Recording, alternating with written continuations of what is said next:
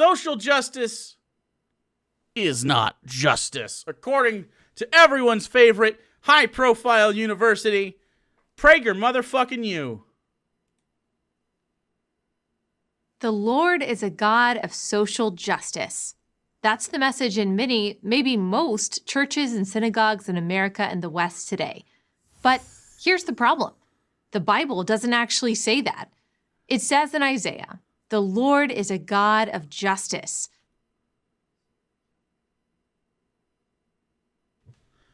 Is this a thing that's happening? What? Are there based-ass churches out there? Like, social justice is a thing we should be doing. I'm sure those exist.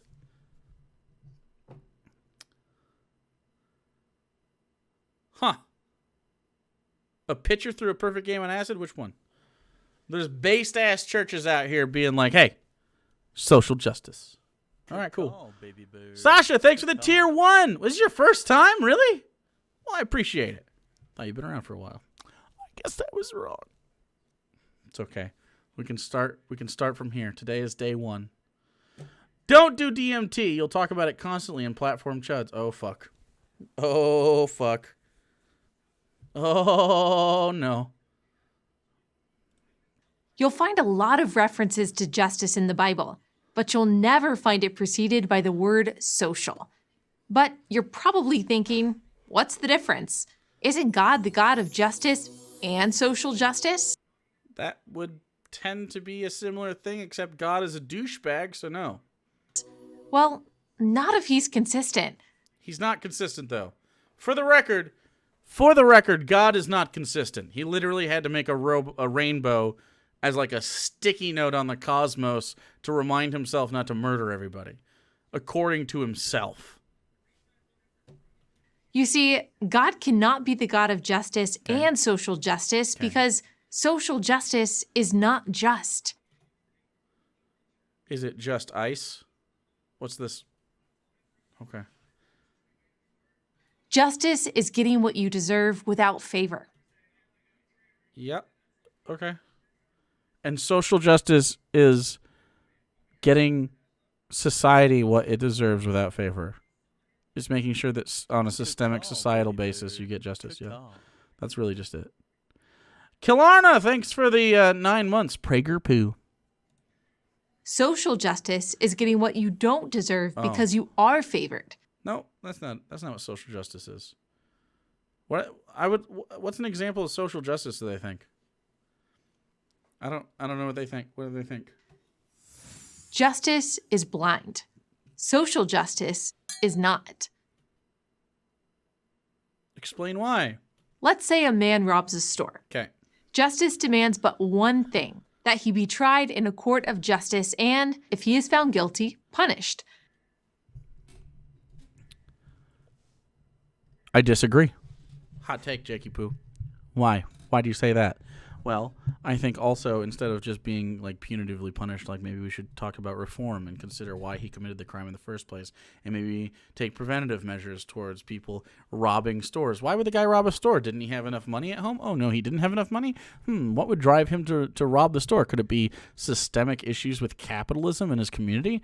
Yeah, that probably would be something. Maybe, do you think this guy, if he had like upward mobility, say maybe access to college, he would still have done the thing? Maybe not. Do you think if he would have had access to shelter and the internet and food and water and safety and a shower, you think he would have gone to these lengths to commit a crime?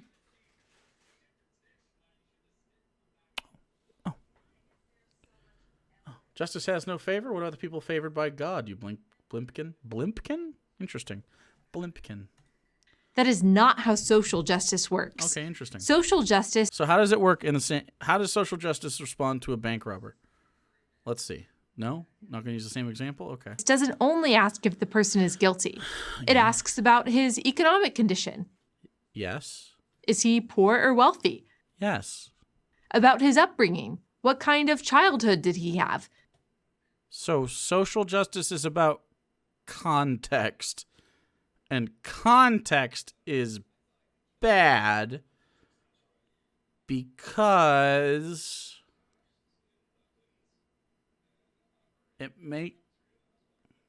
It's hard. About his race or ethnicity. Is he a member of a group that has been historically oppressed? Okay, but even so I asked those questions, but not to minimize the issue with the actual person that committed the crime, right? Like I didn't say what caused the crime to say that guy didn't commit a crime. He committed a crime. There are crimes against stealing, right? And for good reason, right? You just can't have people stealing shit all the time. That makes sense. So it's fine that he's guilty. It's also fine to understand how his race or ethnicity played into it, how his childhood and his upbringing, how his economic situation played into it, especially whether or not he was guilty.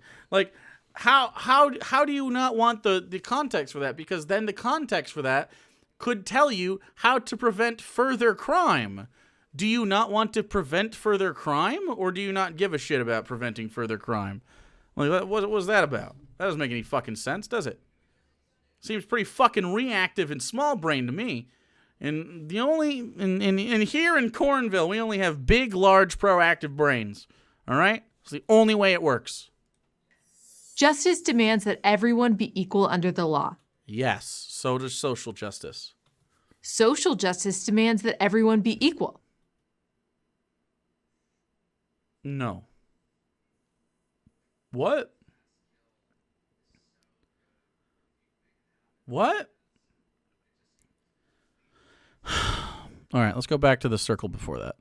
Social justice doesn't say that all these people are equal. Social justice says that this real tall person Good call, baby boo. has so much more tallness, I don't know, than this short person. So the idea here would be to not take away this person's tallness necessarily, but maybe he has platform shoes that he doesn't need. They're using tallness as a metaphor here, so I'm just working with it, okay? Shut up! Thanks, Midweek Gold. I appreciate you. So obviously this is just like a metric for privilege in general, but let's just use that. Maybe they have platform shoes. Maybe this guy has like I don't know, some fucking lifts in his insoles. You give both of those to this guy, and he can get up to at least where everybody is, comfortable, a comfortable height. By the way, if you're a little tiny person, don't worry about it. You're valid, okay? You don't have to get real tall if you don't want to. I dated a girl that was under 5 foot once. That was fucking weird. I still remember her. She was good looking though. She's just a little drinker. Not a big fan. Not a big fan of the drinking. Good looking though, and she agreed with me politically, which is very important. Height dysphoria time. Well, I mean, I understand the dysphoria aspect of it, but if you don't have dysphoria, don't worry about your height, bro. You're valid. It's fine. Plus, people like tall mommies and short daddies, okay? There's no reason to be anything other than what you are, okay? If you're a tall mommy or a short daddy, you get after it, okay? Get the fuck after it. Demands that everyone be equal, period. Economically, socially, and in every other possible way. Nope. Economically and socially and every other way that's not. Social justice is saying that obviously we're not all equal. Obviously we're not all equal. And we'll never all be equal. What we can try to do is make the world equitable, which is totally different. It's totally different, okay? Justice asks, who did it? Uh-huh. Social justice asks, why did they do it? Yeah. Why is that a bad question to ask? This is the worst fucking argument I've ever seen from PragerU. Why did they do it? You fucking nerds wanting to understand crime. Yes! What? Yes, of course. True. Why wouldn't I want to know why the thing happened? How do I know how to prevent it, if not the answer to why it occurred? This is the fucking dumbest, bro. why did he do it? Yes. Explain why he did it is bad. Lost in all these social justice considerations is the individual's own responsibility for what he did. Nobody is saying... Oh, God. Look. Here's a really extreme example, okay? Really extreme example, okay? Man commits sexual assault. Okay? Why did he do it is super important. Excuse me. That he did it is also important. Getting justice for the person that is the victim or people that are victims, absolutely 100% important. This is not something that you want to not get over. But of course their responsibility played a part. Absolutely, of course. But also, are there any systemic causes that lead to something like this? I would argue yes. Less so in the area of sexual assault, but definitely there's some, and I think we all know a lot of the stuff. The conversation about rape culture is a fantastic one. The fact that we don't really talk about consent whatsoever when we talk about sexual education, the fact that we can't agree on sexual education as a federally mandated thing for our populace is a big fucking issue. The fact that culturally speaking, we don't enforce the idea of these things just within our own, just outside of the classroom in general. Toxic masculinity is a great example of this, like the idea that women are somehow a man's property is a great example of this. You are my sexual partner, therefore I own you. You can't look at another person or I'll fucking hurt you. Like that kind of shit happens all the time. Like, yeah, there are systemic issues here. We need to be talking about them, or it doesn't prevent any of it. We just harm people that harm people. It's just a fucking cycle of harm. It doesn't even do anything. That's why social justice advocates have abandoned the term justice. Nope, it's literally part of the platform. Justice, right there. They deem justice alone as unfair. Nope, but it can be unfair. Justice alone isn't beneficial, though. It's not about it being unfair. Any justice can be unfair. It's about it being beneficial to society at large. It's like having an apple orchard, right? It's like having an apple orchard. And then the trees don't give you as much apples as you want. So you cut down the trees of your apple orchard. And then you never plant more apple trees. And then you get mad that you still don't have any apples. Plant some fucking apples, dude. Take a proactive approach to the problem. And then you can ask yourself, importantly, instead of just cutting down the apple trees because they wouldn't give apples, find out why the apple trees weren't giving apples. Probably the soil. Maybe it's the climate. Maybe you tried to do it in fucking Antarctica outside. Not a good call. There's probably systemic issues at play here. Like, come on. There's literally, it's always systemic. Robot Monster, thank you so much. Is Jake grass? What the hell are you talking about? When have you ever seen grass look this corny and delicious? And sometimes it is. A man who was beaten by his father and abandoned by his mother is more likely to commit a violent crime than a man raised in a loving home. Okay, so you agree that the asking the question why is important? But those facts cannot and should not determine his innocence or guilt. Nobody's saying it does. Does anyone say that it does? What the fuck? I'd say the left is much harder on people that do stuff like this than the right, personally. Is anybody surprised by that? Like, I have never once seen someone on the left say that person's not guilty because they got beat up when they were a kid. What? Why? Because justice is first and foremost about truth. Is the person guilty or innocent of the crime? None of us is omniscient. We don't know why people do what they do. After all, the vast majority of people raised in abusive homes do not commit violent crimes. Correct? What's that? What? Nor do the vast majority of people who are members of an historically oppressed group.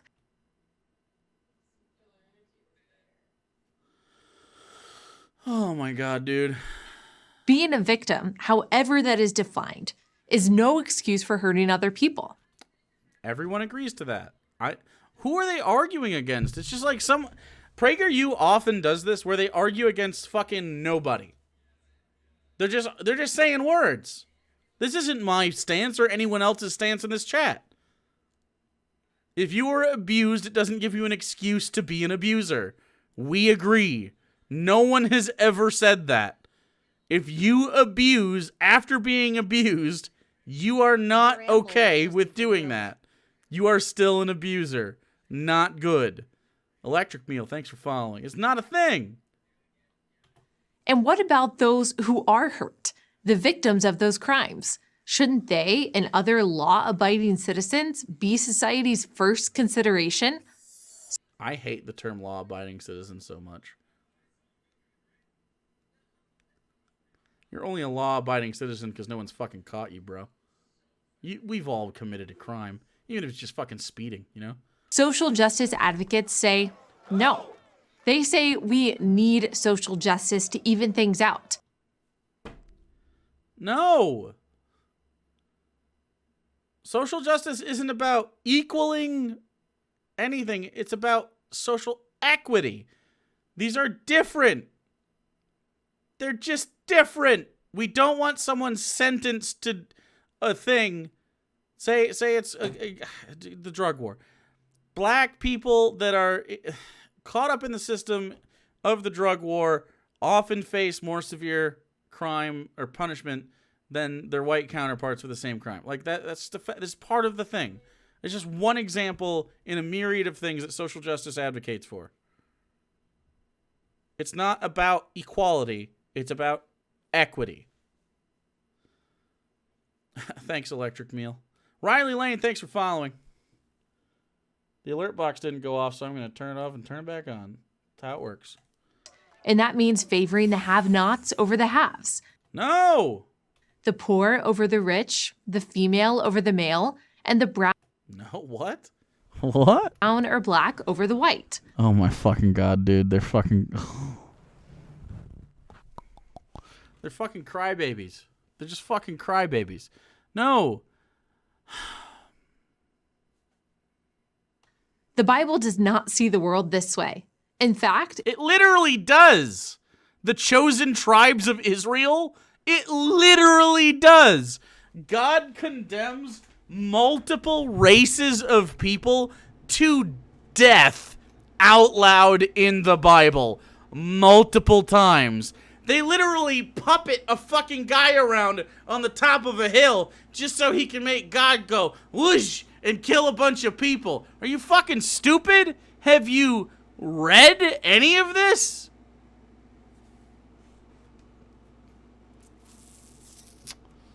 it speaks against it in very explicit terms. No, it doesn't. Here's a law in the book of Exodus.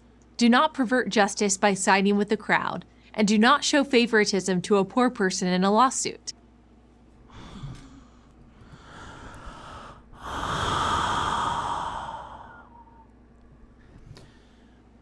It also says, hey, look at those people over there. Go kill them. It also says abortion is fine. You guys know that abortion is fine in the Bible? I bet you did because you're long-term Jake fans.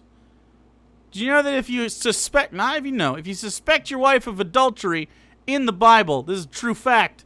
It's a true fact, okay?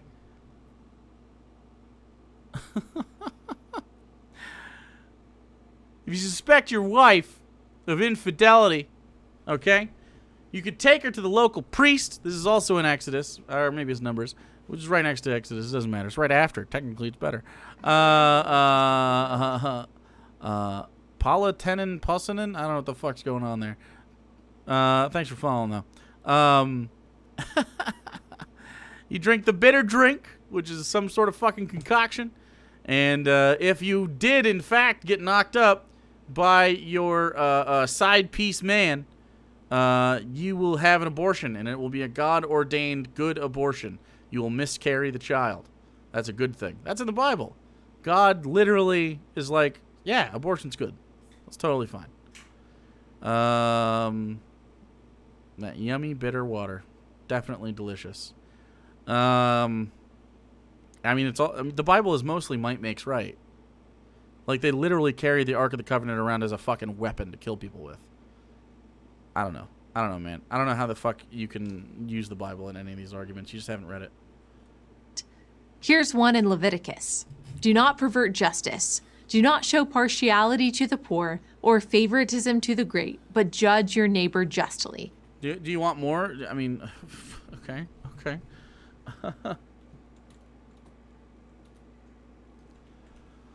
I got more for you. You ready for some of these?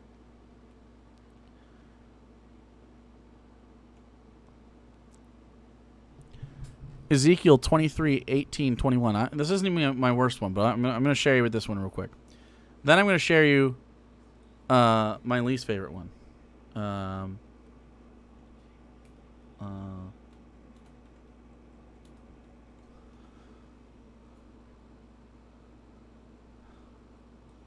Yep.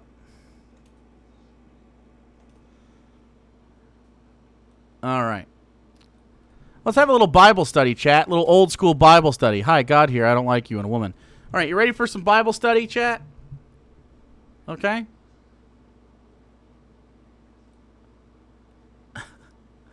Timothy 2:12. I do not permit a woman to teach or to have authority over a man. She must be silent. Jesus Christ. Do not suffer a witch to live. Happy is he who repays you for what you have done to us, he who seizes your infants and dashes them into the rocks. Take your son, your only son Isaac, whom you love, go to the land of Moriah and offer him. There is a burnt offering on one of the mountains, and I shall show you. Wives, submit your husbands as you do to the Lord. Slaves, submit yourselves to your masters with all respect, not only to the good and gentle, but also to the cruel. Here's my favorite Bible passage, chat. I gotta be honest with you, okay? Even in 2020, okay? This is incredibly fucked up shit.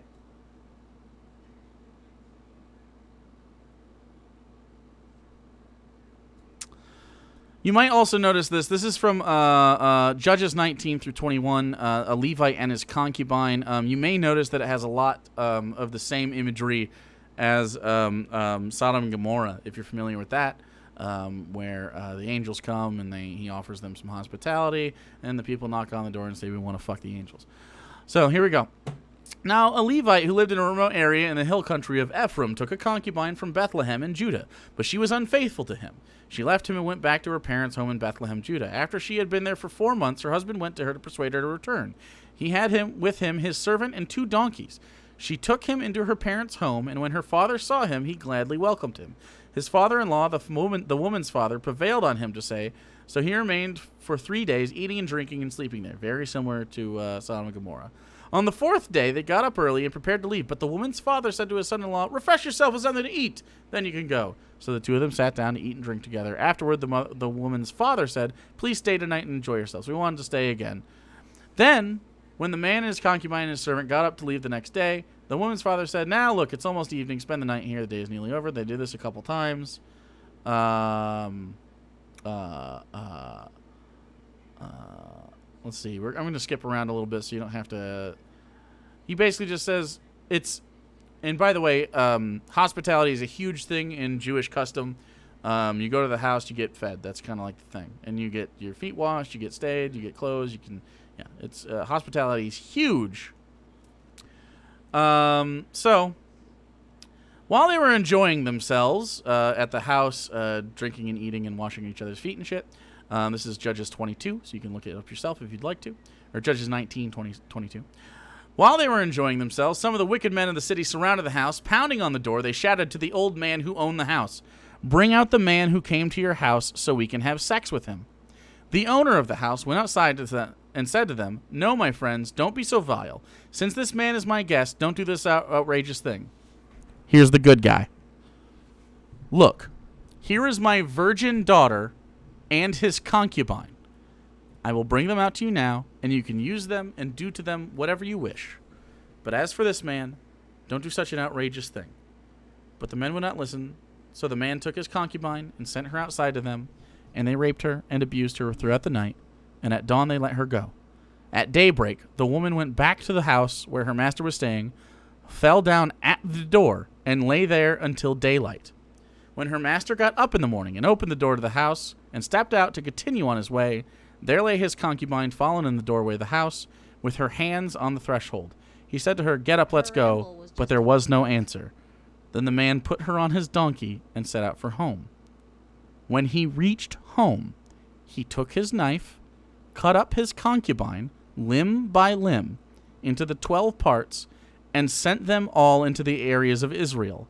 Everyone who saw it was saying to one another, "Such a thing has never been seen or done, not since the day the Israelites came out of Egypt. Just imagine. We must do something.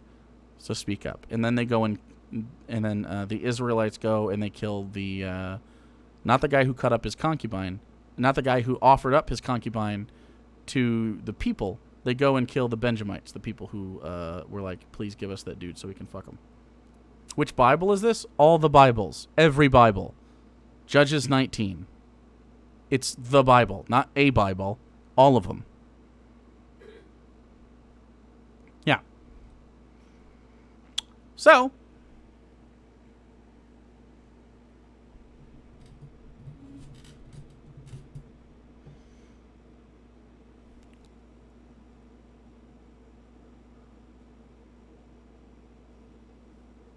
good times.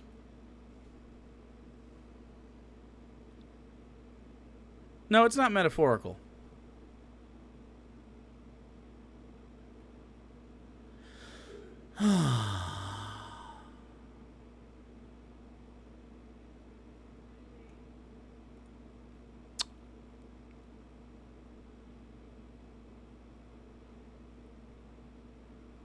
Mm-hmm. Big yikes. All right, let's keep going. Moses, the greatest lawgiver in history, declares in Deuteronomy, "Follow justice and justice alone." And the new Moses also says he gives you breeding ideas for how to make different types of cattle and stuff. If you want your cattle to be striped, he says to lay down sticks in a horizontal pattern when the bull and the whatever the other one is fuck. When your cows fuck. And the baby will come out striped. Just a cow? Just a cow. Was that Jacob? Oh, I'm sorry. New Testament declares in the book of Romans, God shows no partiality. God shows no partiality. Okay. Israelites, you are the chosen people. Oh, okay. None of this means that there is no place for compassion in a system of justice. Of course there is. The Bible is preoccupied with the protection of the widow, the orphan, and unfortunate. No. But compassion follows justice. It doesn't precede it. Also, justice in and of itself is compassionate. First to the victims of crime and to their loved ones, and second to the criminal. How can you become a better human being if you don't first recognize that you've done something wrong? How can you become a better person if we don't put you away for 25 years and then when you get out refuse to do anything to help you? Mwahaha! That's why anytime we put an adjective before the word justice, we no longer have justice. You literally do. What? Economic justice, racial justice, environmental justice, any form of social justice. What about lawful justice? No? Okay. It's weird. Which seeks to correct actual justice, punitive justice, undermines criminal justice. justice, biblical So justice. Then, if social justice is Gotta love adjectives, bro. not a biblical concept, why do so many churches and synagogues promote it? Because many Christians and Jews no longer regard biblical principles as binding. You guys are bad Jews and Christians. Because it's a lot easier to dispense compassion than hold people to a biblical standard. And because leftism has superseded the Bible in many houses of worship. And leftism, as a guiding principle, holds that the weak are good and the powerful are bad. Wow. That's why the great battle of our time is between Judeo-Christian values and leftist values. No, you've lost that shit. No, there's no battle. You lost that one. Definitely, Judeo-Christian values have lost because they're dog shit. They're not winning. The former is rooted in justice. The latter is not. Cryptic Banana, thanks for following. I'm Allie Beth Stuckey, host of Relatable on Blaze TV for Prager University.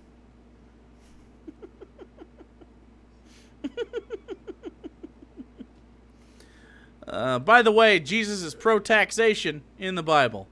Just tossing that out there. Pro-taxation. That's a fact. That was a really painful video, chat.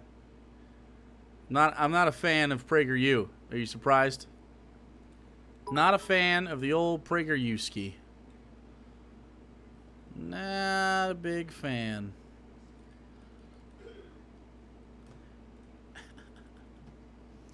Thanks for the 50s. You're welcome. All right, JC Rogan, my guy. Your copy pasta is just not fucking funny. Just go away. No one's laughing at your bad joke, my guy. I just don't... It wasn't funny the first 4 times. You're not...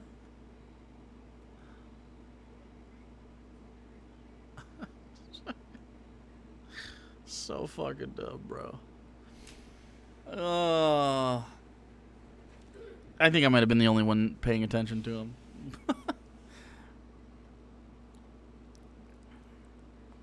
Yeah, she does want a theocracy, which is nice, you know.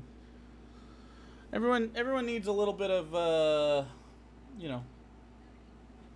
You need a passion, you know. And if theocracy is your passion, I want you to have it.